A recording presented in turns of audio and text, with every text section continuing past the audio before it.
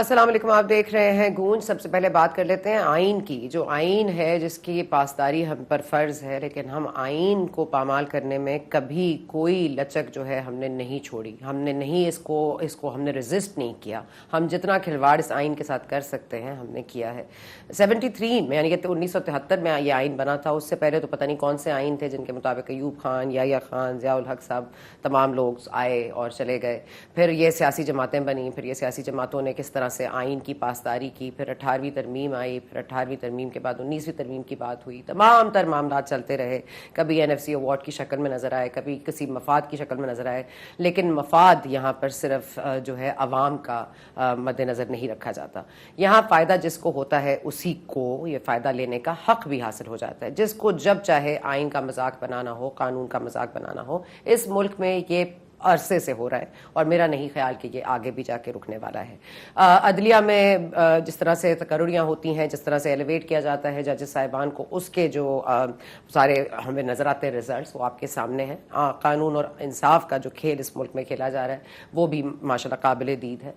ساتھ ساتھ آپ کو پتا ہوگا کہ کل توہین الیکشن کمیشن کے معاملے میں خان صاحب یعنی کہ چیئرمین PTI کی گرفتاری چاہیے تھی۔ کل الیکشن کمیشن پاکستان نے IG اسلام آباد کو کہا کہ جائیے ان کو اریسٹ کیجیے اور سامنے پیش کیجیے۔ آج خان صاحب خود پیش ہو گئے، اور شعیب شاہین صاحب جو ان کے وکیل ہیں، ہمارے فریکوینٹ گیسٹ بھی ہیں، بڑی عزت احترام کا رشتہ ہے، لیکن وہ آج پیش ہوئے، اور ایک بار پھر پاکستان تحریک انصاف اس پہ کامیاب ہو گئی کہ انہوں نے کہا جی اب وکیل بدلا ہے تو ہمیں ستمبر تک ہم اس کو سسپینڈ کر دیتے ہیں اس کیس کو، لیکن ان کی اتنی سنوائی نہیں ہوئی۔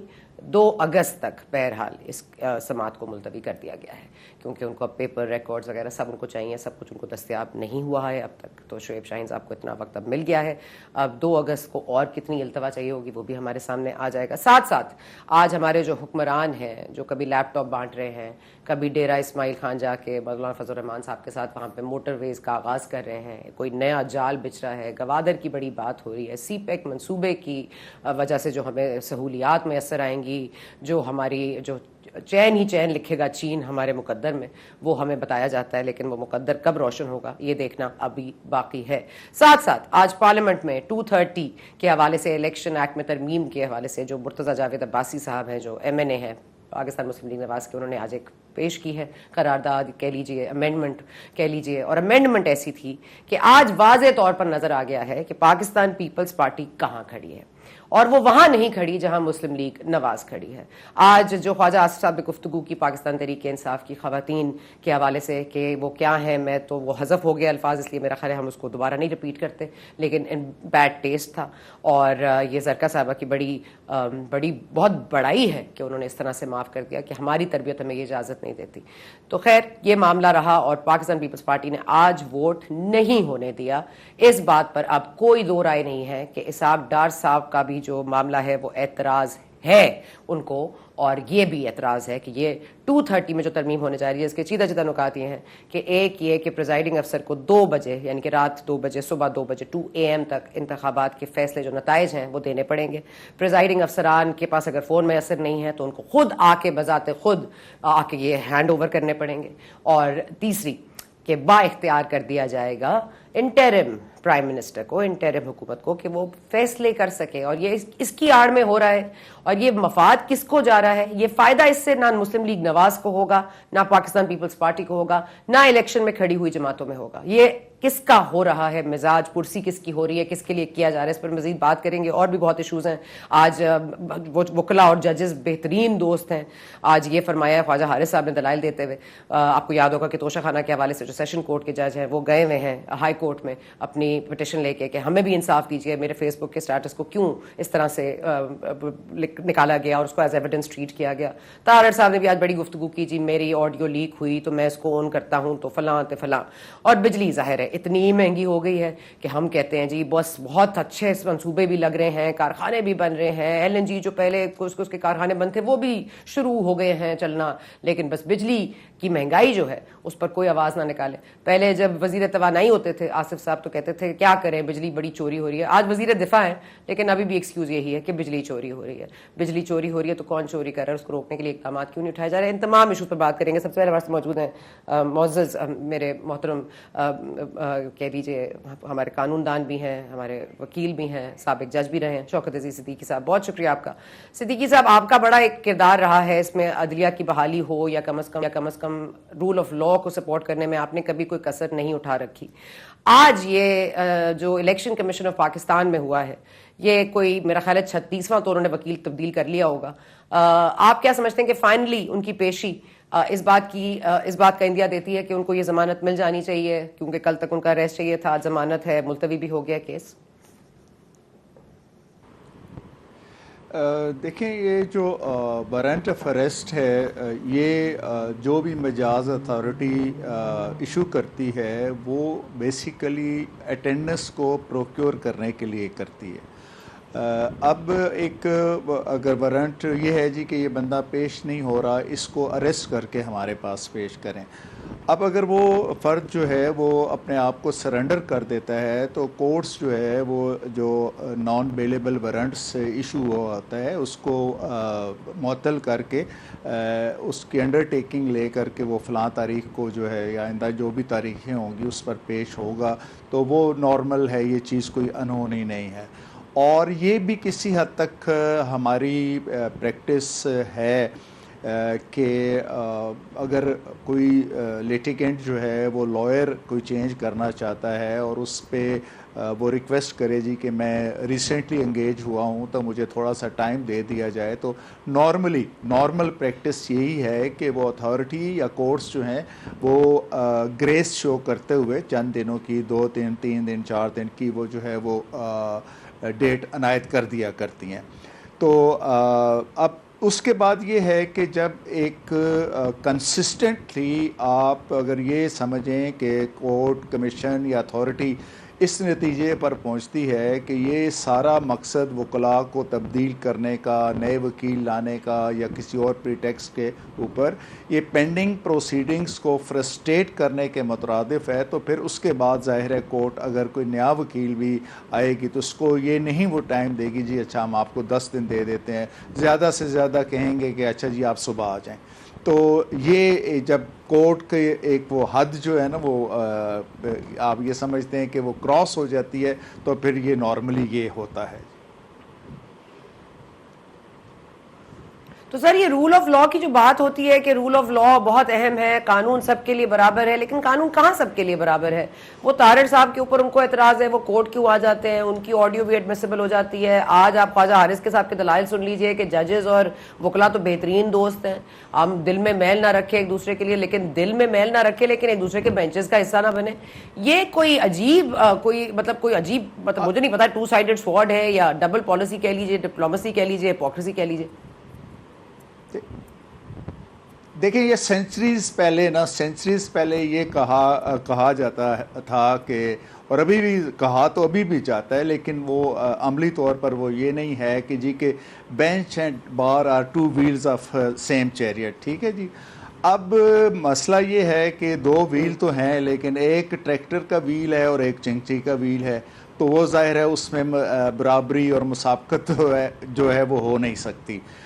اس میں کوئی شک نہیں ہے کہ کارڈیل ایٹماسفیئر ہونا چاہیے کورٹ کا. دیکھیں سب سے زیادہ جو ضرورت ہوتی ہے وہ جج کو وہ ہوتا ہے کہ اس کی کورٹ کے اندر کا جو ڈیکورم ہے اس کو برقرار رکھا جائے, اور اس کا جو اپلیکیشن آف مائنڈ ہے کوئی ایسی چیزیں نہ ہوں جو اس کو ڈسٹریکٹ کریں. تو لیکن میں آپ کو آنیسٹلی اپنا اوپینین بتاتا ہوں, میری 3 حیثیتیں ہیں, ایک وکیل کی حیثیت ہے, ایک جج کی حیثیت ہے, اور ایک لیٹیگنٹ کی بھی حیثیت ہے. قانون کوئی سب کے لیے برابر نہیں ہے. یہ اتنا بڑا دھوکہ ہے جو ہم اپنے آپ کو دیتے ہیں, اس قوم کو دیتے ہیں اور پوری دنیا کے سامنے یہ رکھتے ہیں. قانون بہرحال بڑوں کے لیے یہاں پہ مختلف ہے اور چھوٹوں کے لیے, لوور مڈل کلاس کے لیے مختلف ہے. یہاں پہ اس طرح کسی بڑے پر ہاتھ ڈالا جائے تو اس طرح لگتا ہے کہ وہ پتہ نہیں قیامت ٹوٹنے والی ہے, اور کسی بے گناہ ہمبل بیک گراؤنڈ کے بندے کے ساتھ چاہے جتنی بھی زیادتی ہو جائے کسی کے کانوں پر جوں تک نہیں رینگتی. سکتی. اس لیے قانون لکھا ہوا تو ضرور ہے کہ سب کے لیے برابر ہے، لیکن اس قانون کے اوپر جو عمل درآمد کرانے والی اتھارٹیز ہیں، چاہے وہ لا انفورسنگ ایجنسیز ہوں یا جوڈیشری ہو، وہ بہرحال برابر سلوک نہیں کر پاتی. ٹھیک ہے صدیقی صاحب، یہ ایک المیہ تو ہے اس ملک کا، لیکن یہ جو آئین کی بار بات ہو رہی ہے جس کے تحت الیکشن ایکٹ بھی بنتے ہیں، پھر الیکشن ایکٹ میں ترامیم بھی اپنی اپنی مرضی سے کر لی جاتی ہے، یہ جو 230 والا معاملہ ہے، یہ جو آج ٹیبل ہوا، اس کے بعد اس پر ووٹ نہیں ہونے دیا، پھر خواجہ آصف صاحب کی کوئی اس طرح کی زبان انہوں نے استعمال کی جو ظاہر ناگوار گزری پاکستان تحریک انصاف کے سینیٹرز کو. تو آپ اس کو کیسے دیکھتے ہیں کہ آج پیپلز پارٹی نے واضح طور پر ایک پوزیشن لی، ایک طرح سے ایک پوزیشن ہی ہے کہ انہوں نے ووٹ نہیں ہونے دیا. طاہر صاحب نے کہا چلو جی ووٹ شروع کریں کاؤنٹ کرنا، تو اسپیکر صاحب نے اس کو انڈورس نہیں کیا، اس کو انکریج نہیں کیا، اس کا پروسیس شروع نہیں کروایا. تو میرا تو خیال ہے اس پہ کوئی دو رائے نہیں ہے کہ پاکستان پیپلز پارٹی کہاں کھڑی ہے. لیکن یہ جو 230 ہے، یہ جو با اختیار کرنا ہے، اور اس آپ کو لگتا ہے اس کا کوئی فائدہ ہوگا سیاسی جماعتوں کو؟ اچھا، یہ پہلے تو یہ جو اجلاس ہے نا جی، یہ requirement of under article 70 of the constitution ہے. یہ جو 2017 کے الیکشن ایکٹ میں یہ ترامیم ہوئی تھیں، یہ 2020 میں ہوئی تھیں. قومی اسمبلی نے اس کو منظور کر لیا تھا، لیکن سینٹ میں وہ ریکوزٹ پیریڈ یعنی کہ 90 ڈیز کے اندر وہ ٹیبل ہونے کے باوجود اپروو نہیں ہو سکا تھا. اب یہ بیسیکلی جو ہے وہ اس جو امینڈمنٹ 2020 میں 2017 کے قانون میں کی جا رہی تھی، یہ اس امینڈمنٹ کی فردر اس کی تجاویز ہیں. بل جو 2020 کا ہے اس میں امینڈمنٹس ہیں. اچھا، اب ظاہر ہے دیکھیں، ہمارا المیہ یہ ہے کہ آئین کے مطابق پاکستان کے صرف 2 سٹیک ہولڈر ہیں، ایک یہاں کی ریاست ہے اور ایک یہاں کے عوام ہے. یہ ایک سوشل کانٹریکٹ ہے جو ریاست اور عوام کے درمیان ہے، اور اسی آئین کے تحت جو ہے وہ ہر پاکستانی کو اس کے حقوق دیے گئے ہیں. حتیٰ کہ اگر کوئی بیرونی بھی شخص یہاں پہ کسی دوسرے ملک کا بھی یہاں پہ آیا ہوا ہے تو اس کو بھی یہ پابند کیا گیا ہے کہ وہ پاکستانی قانون کے مطابق یہاں پہ رہے گا. ہمارا المیہ یہ ہے کہ ہم جب آئین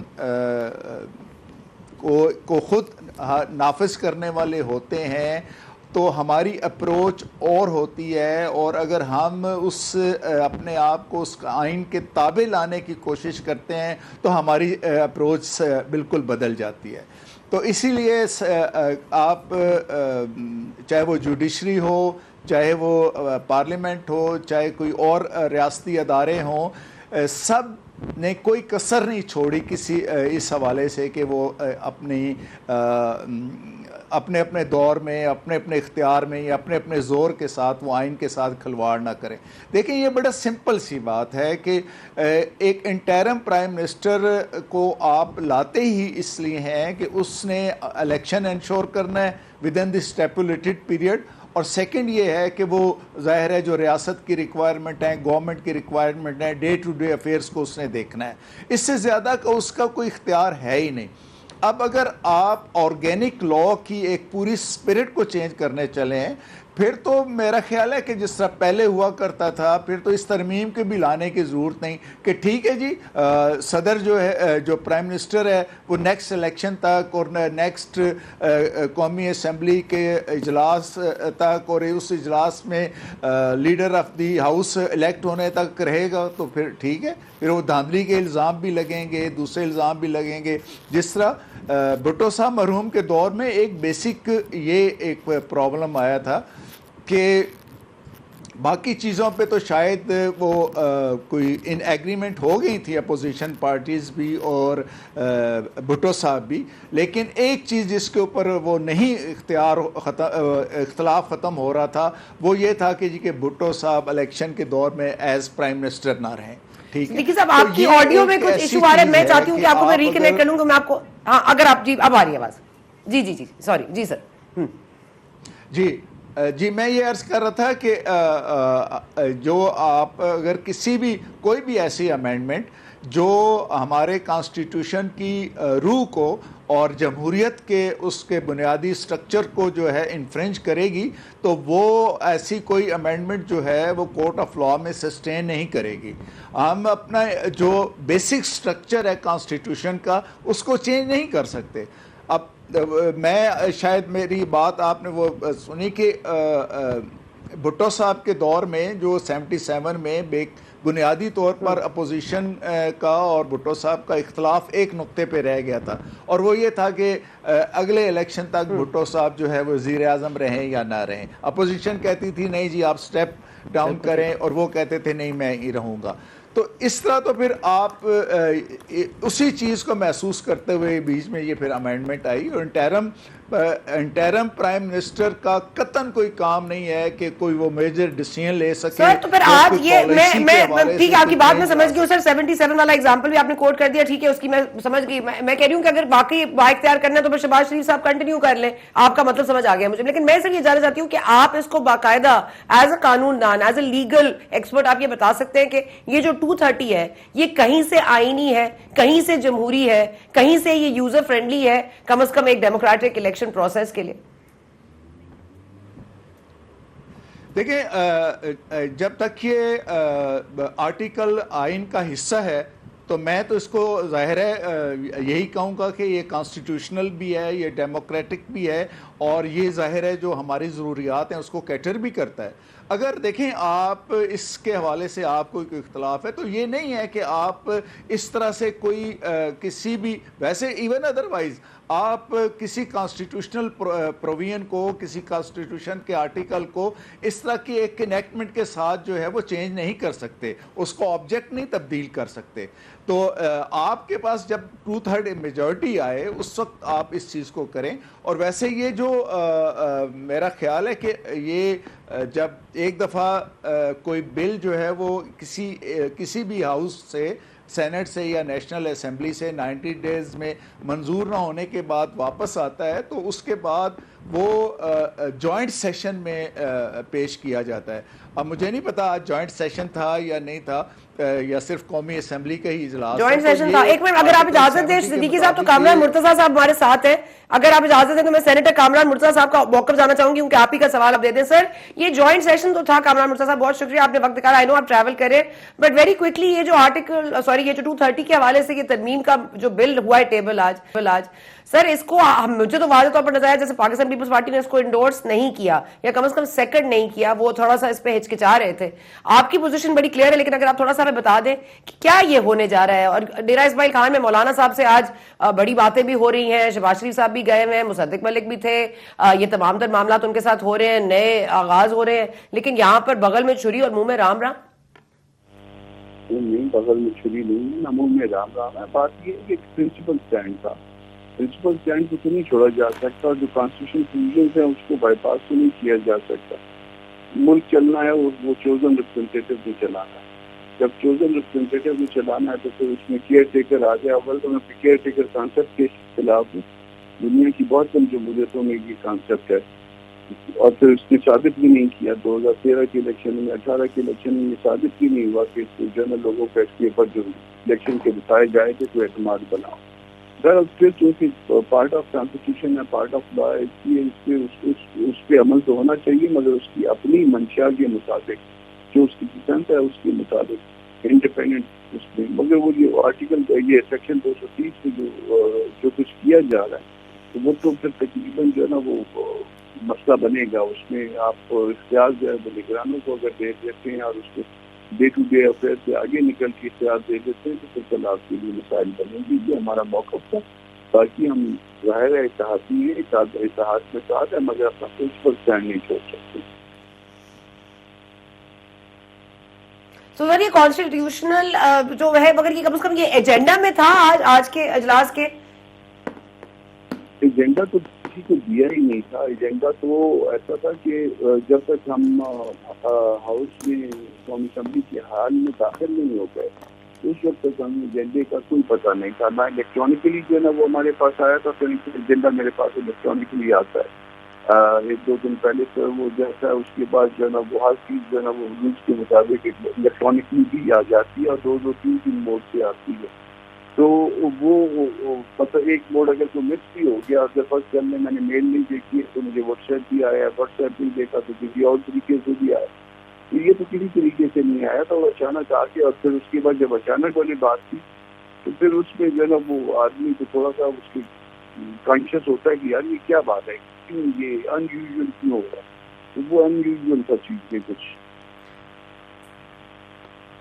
تو جے یو آئی فے کا بنیادی کیا موقف ہوگا کہ اس کو سپورٹ کیا جائے گا, ووٹ دیا جائے گا اس کے حق میں یا نہیں؟ دیکھیے جے یو آئی کو جے یو آئی کے ساتھ یہ ڈبیٹ نہیں ہوا یہ ایشو. میں اس کو چونکہ اس کمیٹی میں کر رہا تھا تو میرے ساتھ ڈبیٹ نہیں ہوا تھا. میرے ساتھ تو ڈبیٹ نہ ہونے کے ساتھ ساتھ جو ہے نا میرے موقف کی سائڈ جو ہے میرے بعد علی ظفر نے, کیونکہ وہ بھی کمیٹی کے ممبر تھے, اور تاج حیدر صاحب جو ہے وہ بھی کمیٹی کے ممبر تھے, انہوں نے اس کو سیٹل کیا تھا. میرے پاس ادروائز ڈاکومنٹری بھی موجود ہے. یہ چیز جو ہے نا یہ امینڈمنٹ میں شامل نہیں تھی. بعد میں اگر آپ کو کوئی امینڈ کرنا بھی ہے تو اس کے لیے ظاہر ہے آپ لیڈرشپ سے رابطہ کریے, آپ اپنا موقف سمجھائیے, آپ ہمارا موقف سنیے.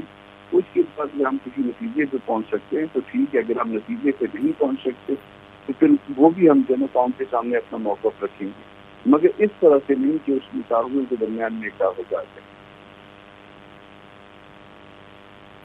ٹھیک ہے, میں ایک منٹ ذرا صدیقی صاحب, آپ نے سن لیا کہ جوائنٹ سیشن بھی تھا اور ایجنڈا میں بھی نہیں شامل تھا, یہ سرپرائزنگ تھا. اب یہ کل دوبارہ ٹیبل ہونے جا رہا ہے, اب آپ کو کیا اس پہ لگتا ہے سر؟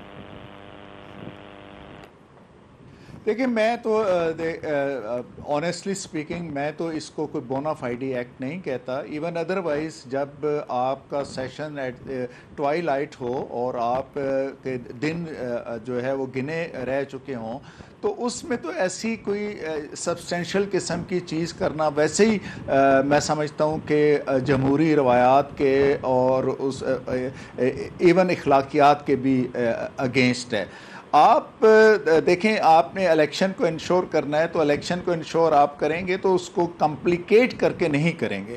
آپ 2020 میں یہ ہوا قومی اسمبلی سے منظور, اس کے بعد سینٹ سے آپ نے نہیں کیا, اس کے 2020 سے لے کر آج تک آپ اس کے اوپر آپ کی طرف سے بھی کوئی ایکٹیویٹی نہیں آئی. تو یہ آل آف اے سڈن اس چیز کو کرنا جو ہے کسی طور پر بھی مناسب نہیں ہے. اور جس طرح میں نے پہلے بھی عرض کی کہ دیکھیں جو ہمارا ایک بنیادی سٹرکچر ہے کانسٹیٹیوشن کا, اگر کوئی بھی چیز جو ہے وہ اس کو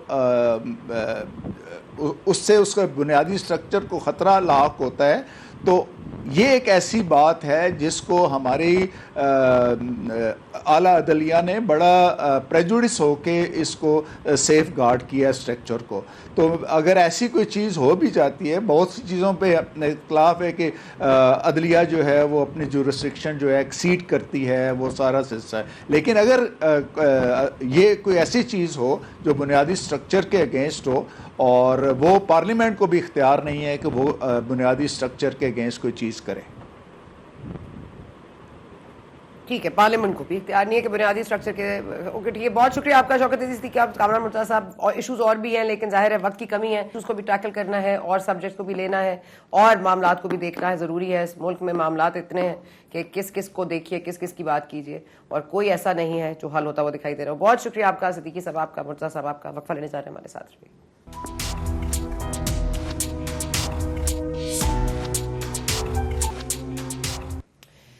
اینڈ ویلکم بیک. اس وقت ہمارے ساتھ موجود جہانگیر جتون صاحب, بہت شکریہ. اگین لیگل مائنڈ سیٹ بھی ہے اور لیگل ہم بیک گراؤنڈ کو سمجھنے کی کوشش کریں گے. توشہ خانہ کا معاملہ ہے, یہ کوئی ہزاروں بار میرا خیال ہے یہاں سے وہاں, وہاں سے وہاں, session court to high court, high court to session court, session court میں پھر ہمایوں دلاور صاحب کو اعتراض ہوا, انہوں نے بھی آج ہائی کورٹ سے رجوع کر لیا. آج وہ بھی وہاں پہ بھی دلائل پیش کیے خواجہ حارث صاحب نے. انہوں نے کہا جی ججز اور جو وکلا ہیں وہ بہترین دوست ہیں اور کسی کے لیے دل میں بات نہ رکھیں, لیکن بات نہ رکھیں اور سماعت میں قدم نہ رکھیں. یہ معاملہ ہے. اب یہ کوئی نیا فارمولا ہے جو پاکستان تحریک انصاف کے جو وکلا ہیں وہ لے کر آ رہے ہیں سامنے, لیکن یہ قانون کا جو معیار ہے اس کو کیا خود طے کریں گے خان صاحب, اور کیا کل صبح وہ پیش ہوں گے جو 342 یعنی کہ 342 کے تحت جو انہوں نے اپنی کوئی ریکارڈ درج کروانا ہے وہ کروائیں گے کہ نہیں, اس پر مزید بات کریں گے. جدون صاحب, کل تک توشہ خانہ کا تو مسئلہ ہے ہی, لیکن کل تک توہین الیکشن کمیشن کا بھی معاملہ تھا. آج وہ نئے وکیل کے ساتھ شعیب شاہین صاحب کے ساتھ پیش ہو گئے بذات خود, تو وہ اریسٹ والا معاملہ پھر ظاہر ہے کھٹائی میں پڑ گیا. تو اب یہ جو ہونے جا رہا ہے, کیونکہ فرد جرم تو عائد ہونی ہے, اگر یہ 342 والا معاملہ کل ہوتا ہے تو فرد جرم کل عائد نہیں ہوگی, اور آپ کیا ایکسپیکٹ کریں کہ کل پیش ہو جائیں گے خان صاحب؟ نہیں, فرد جرم تو ان کو اپنی 9 مئی کو عائد ہو گئی تھی اس کیس میں. کل جو اسٹیٹمنٹ ہے 342 کی وہ فائنل اسٹیٹمنٹ ہوتی ہے. جب پروسیکیوشن کی ایویڈنس مکمل ہو جاتی ہے تو پھر جو ملزم ہوتا ہے اس کو پوچھتا ہے جج کہ ہاں بھائی آپ اپنے دفاع میں کیا کہنا چاہتے ہیں. تو اس میں 2 طرح کی اسٹیٹمنٹ ہوتی ہے. ایک ہوتی ہے 340 سب سیکشن 2, اس کو کہتے ہیں 340, وہ ان اوتھ ہوتی ہے. تو ایک ہوتی ہے صرف 342, تو اس میں ذرا ڈفرنس ہوتا ہے. اگر وہ ملزم کہتا ہے جی میں الفن کہتا ہوں کہ یہ بات ہوئی ہے, تو پھر اس کی بات کو تھوڑا ویٹیج ملتا ہے, پھر اس کو ڈیفنس جو ہے نا ایویڈنس جو ہے پروڈیوس کرنے کا موقع ملتا ہے. تو اگر وہ کہتا ہے جی کہ میں اس کو آن اوتھ نہیں کوئی اسٹیٹمنٹ دینا چاہتا, تو پھر اس کی اسٹیٹمنٹ جو ہے وہ سیکشن 342 کے تحت جو ہے ریکارڈ کی جاتی ہے. پھر اس کو کوسچن فارمیٹ میں کوسچن کیے جاتے ہیں اور ان کا آنسر اس سے مانگا جاتا ہے. تو یہ تقریباً جو کسی پروسیڈنگ کا یا ٹرائل کا خاتمہ ہوتا ہے یا مکمل ہونے کے قریب ہوتا ہے, تو پھر وہ ملزم سے اس کے بارے میں پوچھتے ہیں کہ ہاں بھائی آپ نے یہ آفینس کیوں کیا یا کس طرح کیا, یا آپ اس کو ڈینائی کرتے ہیں ایکسیپٹ کرتے ہیں. تو یہ آخر میں اسٹیٹمنٹ ہوتی ہے. فرض جرم تو ان پہ جب ان کو اریسٹ ہوا تھا تو دوسرے دن ان پہ اس, حالانکہ فرض جرم بڑا مشکل سے عائد ہوا ہے, یہ نہیں ہونے دے رہے تھے, لیکن ابھی میرے خیال میں جو ہے ان کا اس توشہ خانہ میں ٹرائل جو ہے نا بالکل قریب ہے. زیادہ سے زیادہ یہ مزید ہو سکتا ہے 1-2 دن یا 4 دن ڈیلے کر لیں, لیکن یہ لگتا ہے کہ اب یہ ٹوورڈ اینڈ ہی ہے.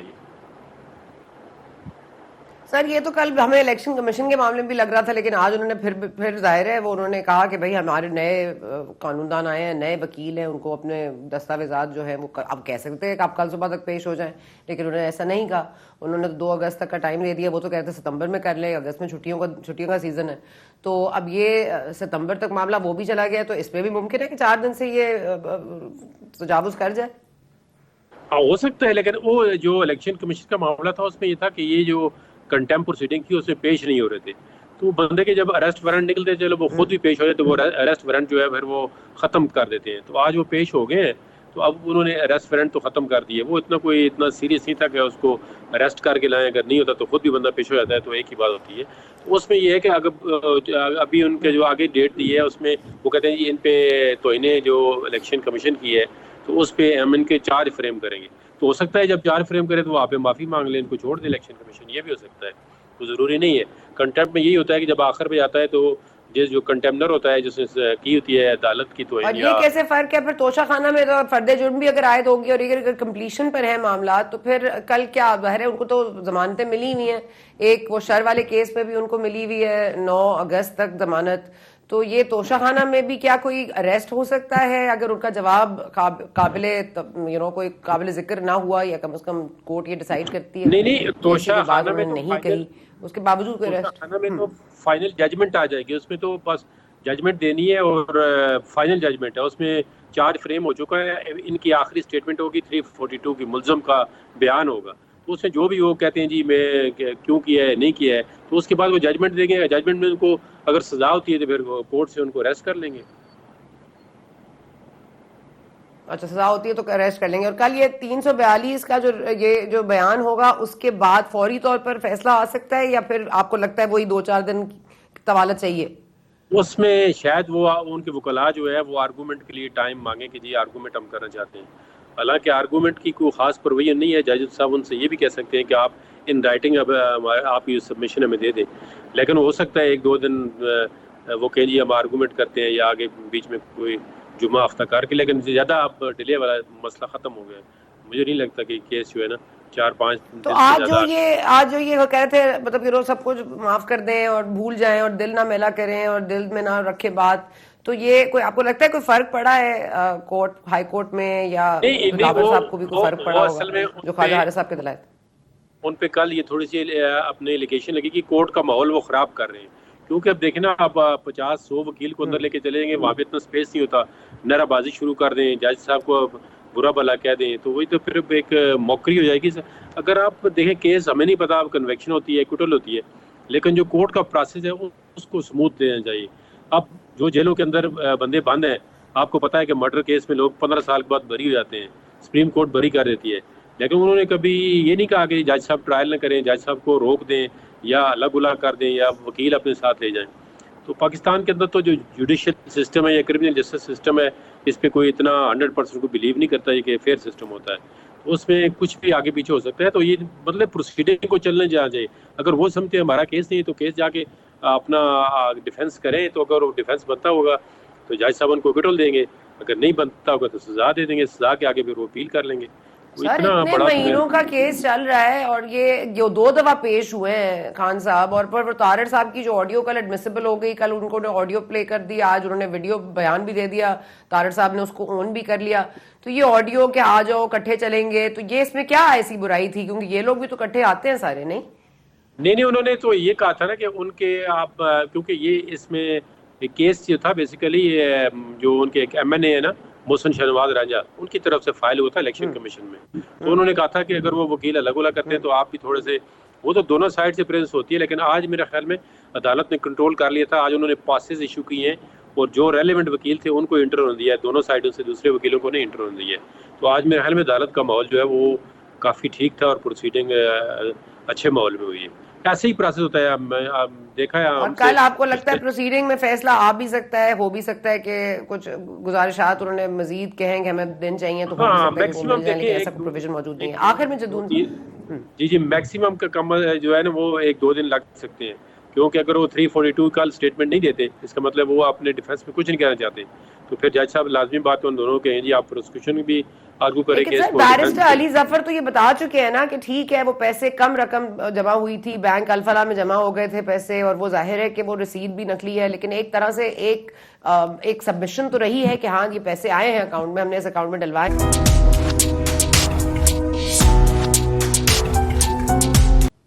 ہمارے ایوان اگر اس لیے پریشان ہیں کہ آئندہ آنے والے معاملات میں اگر فائنینشیل کوئی ڈیسیشنز لینی پڑ گئیں تو انٹرم سیٹ اپ کو با اختیار کرنا چاہیے. تو یہاں پر یہ آپ کو یاد ہوگا کہ انٹرم سیٹ اپ تو خیبر پختونخوا میں بھی آیا تھا, انتخابات کرانی آیا تھا, وہاں تو انتخابات نہیں ہوئے, وہاں تو کورٹ کے حوالے سے بھی کوئی بات نہیں ہوئی, پنجاب کے اوپر سارا فوکس رہا. لیکن خیبر پختونخوا میں ظاہر ہے طالبان نے پھر ایک بار سر اٹھا لیا ہے. کافی مہینوں سے ہم دیکھ رہے ہیں روز کیجولٹیز ہوتی ہیں. آج ایک خودکش حملہ ہوا ہے خیبر ایجنسی میں, اس کی تحصیل جمرود میں, اور ایک ایڈیشنل ایس ایچ او نے شہادت کا جام نوش فرمایا ہے. لیکن یہ معاملات صرف الیکشنز اور وقت پر الیکشن سے نہیں طے ہونے, یہ معاملات بہت سنگین ہیں اور اس کو بہت ہمیں اٹینشن سے دیکھنا پڑے گا. اور ہماری حکومت کی ترجیحات میں ٹیررزم کس نمبر پر ہے, یہ کا کوئی ڈویژن ہے کہ رول ان کا اکانومی کا ہے تو ٹیررزم کا کسی اور کا رول ہے. تو یہ جو تاج پہننے کا شوق ہے وزیر اعظم کا, تو اس کے ساتھ ساتھ صرف IMF کے ساتھ مذاکرات نہیں کرنے, ہم نے طالبان کے ساتھ بھی معاملات سیٹل کرنے ہیں. اس کے لیے کون سا وزیر اعظم آئے گا تو یہ ہوگا, اللہ جانتا ہے. آپ نے پروگرام دیکھا, بہت شکریہ. ہوپ فلی کہ ہم سب محفوظ رہیں اور یہ طالبان جو ہیں اپنے عناصر جو ہیں طالبان کے شرپسند